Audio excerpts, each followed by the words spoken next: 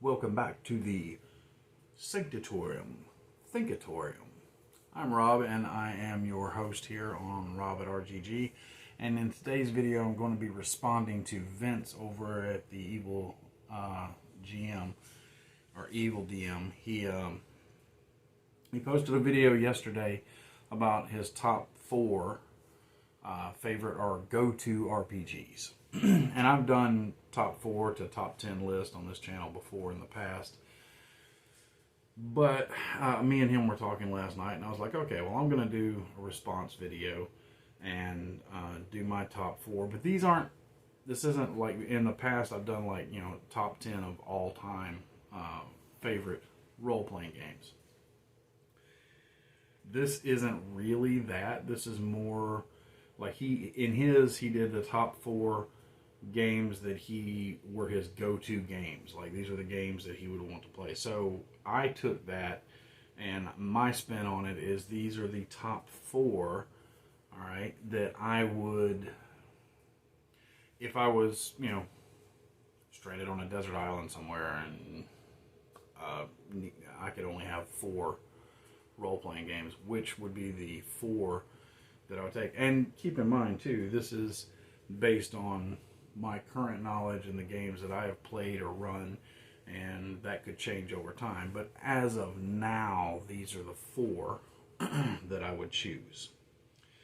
And oddly enough, they came from basically different genres. But I'm going to start.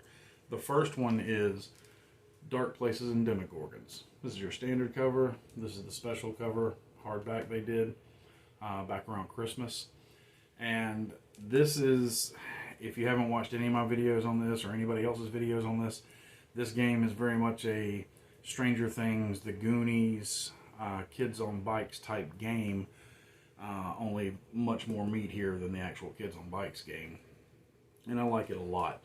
We play this every year, usually around the holidays, but I constantly have ideas for this game. And being a child of the 80s, or growing up in the 80s, I really enjoy the time frame where this game is set. So, now, it is set in the 80s, but you could take this and up it to the 90s or the 2000s if that's what you and your group are more comfortable with. Like, my kids want to play this, but they have no idea what life was like in the 80s, and it was nothing like it is now. So, but this is a very fun game. It's also pretty cheap. I think it's the standard book's like $20 on Amazon or something. But there's a bunch of supplement books for it that are really good. They've got a lot of, you can get PDFs or physical copies. It's just one of my favorite go-to games, and if I was going to pick 4 games that I could only play from here on out, DarkPlaces&Demogorgons would definitely be one of them. So, set that down. This one, my number 3, I guess, if we're counting down. They're not in any particular order. I don't like one more than the other, really. They're just games that I really love. Would be White Box. Fantastic medieval adventure game. And these are just 3 various covers, or variant covers that I got for it. But that's the standard cover right there. This game is like a little over $4 on Amazon. Super cheap. All you really need is this, to a point. I have found, because I've run a lot of White Box. For me personally, it has come to, I've tacked little rules on from other games, things that I wanted in this, because this is a very, very trimmed down, slim set of rules, harkening back to the first White Box rules for D&D. And a little more updated, though, ascending armor, but it gives you ascending and descending armor class, so you can play it whichever way you want to. But I really like White Box. White Box is fun, it's simple, it's easy to teach somebody how to play. It's quick to throw on the table. It's great for getting kids into the game. So I highly recommend it. And definitely one of my go-tos for having fantasy gaming. My number 2, because I did 3 and 4, my number 2 would be Call of Cthulhu. I'm a huge Lovecraft fan. If you watch this channel for any amount of time, you know that. But this is, I think, what is it, 7th edition? Yeah, this is 7th edition. This is probably my favorite edition of Call of Cthulhu. And other game systems have done Cthulhu-style games. Savage Worlds has one.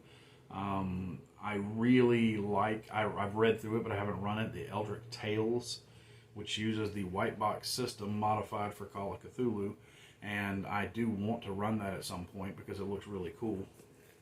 But I've always been a fan of anything dealing with the Cthulhu mythos. So Call of Cthulhu definitely had to make my list. And my last one, this is where I'm going to disagree with Vince a little bit, is Riffs. And it is the OG Riffs.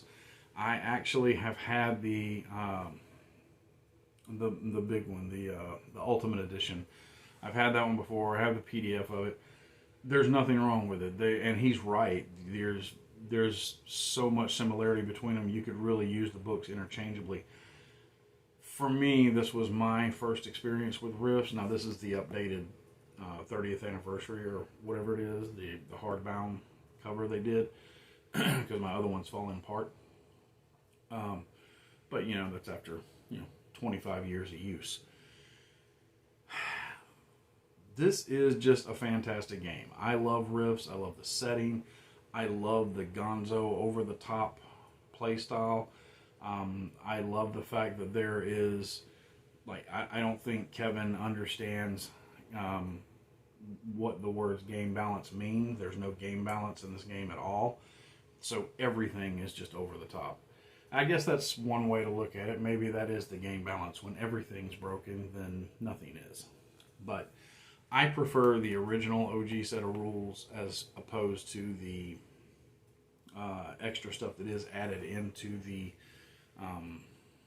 big book, the one that he was showing off. And nothing wrong with it. It is a good book, but I just like the slimmed down, trimmed down version of this one. I find it very easy to cross-reference and find stuff in this book. So that's my 4 that I would, my definite go-to games. Now, I like him. I have kind of an honorable mention. This one is one that I've been talking about quite a bit, and that is Dungeon Crawl Classics. Dungeon Crawl Classics is one that if I was going to say, yeah, I need games that I want to run, I definitely want to run this. I have been reading it non-stop since I got it. I really, really like it. So far, everything about this game I love. I haven't found anything that I didn't like. Now, the reason that it didn't make the list is because I haven't actually run it yet. Because I may find a difference between what I'm reading and how it actually plays out on the tabletop when we go to play it, which we are going to be doing soon. And you're going to be seeing a lot of videos about DCC, not just the rule book and character creation and stuff like that, but also on the adventures. That they just have a slew of adventures. You could get their adventures for like, I don't know, $9-10 a piece, something like that, and you literally are never going to run out of adventures for DCC. I really dig it. It's not everybody's cup of tea, but it would definitely have made my list had I already run it, I'm sure. The only reason that it beats White Box out is because this game does a lot of what I've tacked on to White Box. And like I said in my other video, honestly, I feel like DCC does it better than some of the stuff I did. I even added in a rule about, there being a chance for the wizard to not forget a spell after it was cast, which I know is taking away from the Vancian style magic that White Box and D&D is, but they do it even better in this, and I really like the way it works out. So, I don't know, later on down the line, that one may end up on the list at some point, just because I'm really in love with this game. But as I have not had a chance to actually run it yet, I just felt like it didn't belong on the list with all the other stuff that I have run so much of, and I've run tons of this other stuff. So there you go. That's kind of my list. I have to agree to a point with him about Star Wars. I'm just a little Star Wars out right now. I don't have, nothing's kicking around in here for Star Wars games, but West End Game Star Wars is the greatest Star Wars. I know he put up a video today. I haven't had a chance to watch it yet about which edition of D6 Star Wars do you like the best. And I know he likes the blue book with Vader on it, but I'm still original OG first edition Star Wars. That's my favorite. I definitely like it a lot better than the expanded, revised, and all that. But as far as Star Wars games goes, nobody has ever done it better than West End Games. Fantasy Flight doesn't even come close.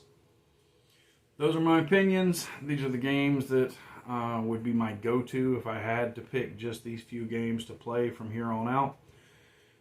If you have a list of your own, feel free to put it in the comments below. Let me know what your top 4 are. And aside from players, which games you would want stranded on the island with you.